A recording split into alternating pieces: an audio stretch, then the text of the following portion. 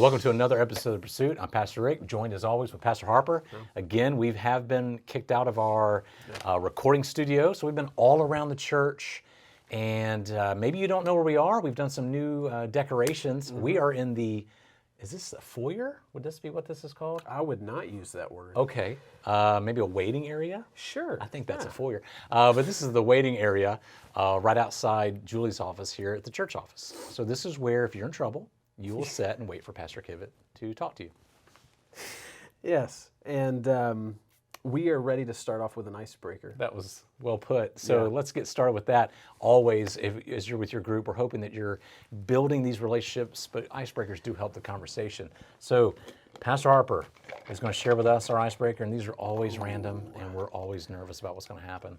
Always random after the fifth time. Yeah, usually. You never know. Then we pick the right one.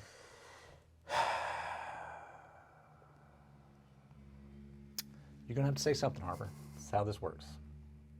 This is a weird one. If money was no object, what would you like to build? Oh, wow. If money was no object. I mean, I guess I could go like, I don't want to go the boring one, like a bigger house. For, you know, I would do something, Okay, if money were no object, what would I build? My kids want a, like, in-ground trampoline, like, you know, that it's built in. Yeah. And I think that's terrifying because I will forget it's there and like bounce over the fence into my neighbor's yard. But yeah, that could be something fun. Just an in-ground because we like to watch those trampoline fail videos. Yeah. It's good to have them at home. You just turn on, you just look outside, watch your kids hurt themselves. Yeah, I think for us, I'm trying to think of what it would be. It would probably be some kind of outdoor park. Our kids love the park and love, so it would be like a huge playground and like a climbing wall, you know, all this stuff. Like I think that would be what I would. Is all of my hopes and dreams just wrapped up in my children? I guess that's it. And as we're saying this, I started thinking, basically all of this is Merriwood. So we really just need to go move to Merriwood and live and have it in our backyard. Oh, man. All right, so take some time with your group. Maybe you're going to do something a little bit more spiritual about this. Maybe you'll say, I would build new facilities for the church, and that's great. We appreciate that. But maybe you take some time right now with your group to discuss what you would build if money were no object. All right, so in the day's service, Merriwood led the worship for us. They had a drama, they had testimonies, and Terry spoke. And they talked about Joshua 24. And so he kind of recapped a lot of what he had shared with the camp staff out there in their devotions and in their time. And in recapping that, he kind of had individual testimonies come along with each point that they talked about. Yeah. And so the first point they talked about was obedience.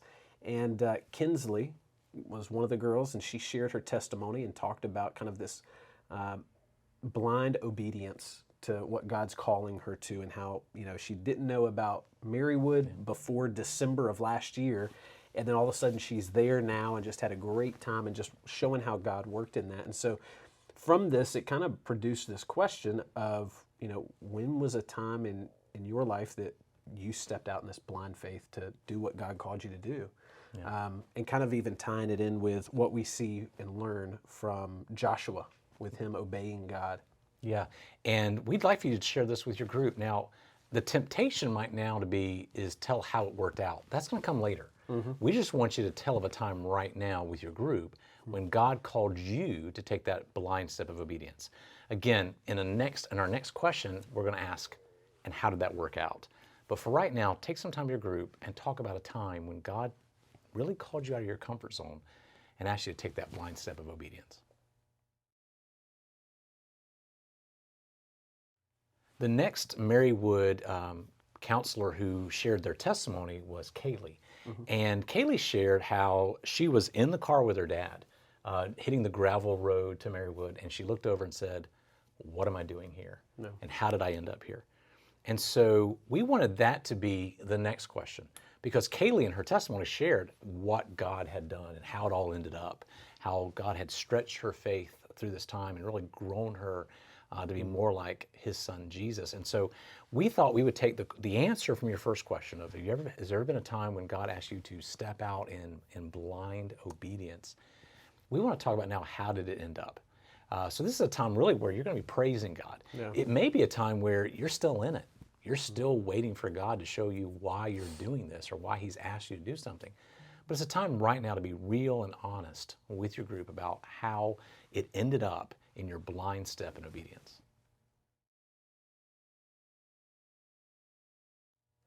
Our next testimony came from Georgia, and she shared about kind of her experience at camp and something that she actually heard Dave Key say with talking about, we can only be filled when we are pouring into others. And we've probably heard of different imagery and examples of this. I immediately thought of a sponge, right? You can take in so much, but it's meant to be, you can't take on anymore. At some point, you're full. So you've got to pour out. And so this idea of who are you pouring into? Who has God placed in your life for you to pour into? And how have you been doing this?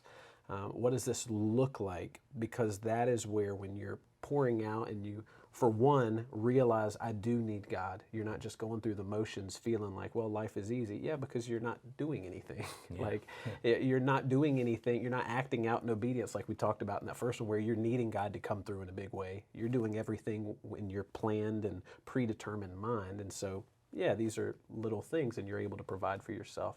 And so who is it that you're pouring into so that God can be filling you ultimately? Yeah, and we know that there are many of you that are doing this because we hear the stories all the time about discipleship that's happening in the chairs, in the pews. But if that's not you, if you're there going, I can't think of anybody I'm pouring into, the next question, maybe part of this is, who has God put into your life that you can pour into? Of course, we know it's our family. If you have kids, it's kids. But it could be neighbors, it could be coworkers, be fellow church members. Who is it that God has put into your life that you could pour into?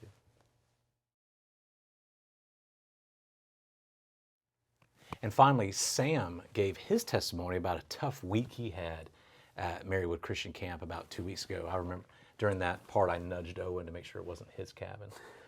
He did not confirm nor deny it. Okay. However, but Sam shared his testimony of how he had been praying all week that God would get a hold of these students.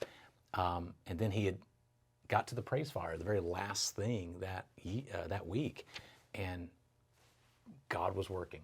Yeah. God decided on Friday that was when He was going to work and answer Sam's prayer. So we thought we'd ask the question, have you ever seen God work despite any evidence that He may not be working? Maybe despite the fact that what you can see. A lot of times we look at, I'm not seeing any immediate evidence, I'm not seeing immediate fruit. Maybe God's not working yet. But has there been a time where you've seen that happen?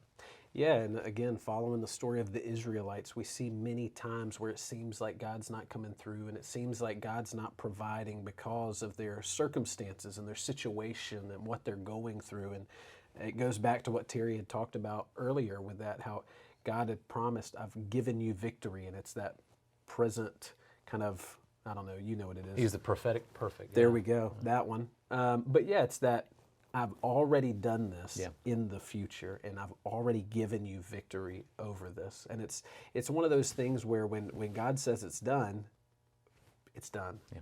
And so we're able to trust that. But yeah, looking to that and knowing it's not because of anything that we have done, it's ultimately because of what He has done. And as we see again with the Israelites, when they try to move forward in battle in ways that they had in the past, because they had victory and because they were overconfident and they didn't turn to God and ask wisdom, how are we supposed to do this?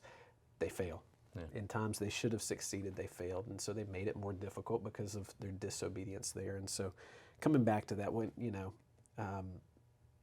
how have you seen God work despite yourself in many ways? Well, thanks again for joining us on another episode of The Pursuit. As always, you can watch previous episodes of The Pursuit by clicking the link provided on the screen. Yeah, and you can go back and watch previous sermon videos as well and get caught up with us. And then also you can click the subscribe button so you get every video as soon as we upload it. Thanks for joining us, and this is A Fake Plan.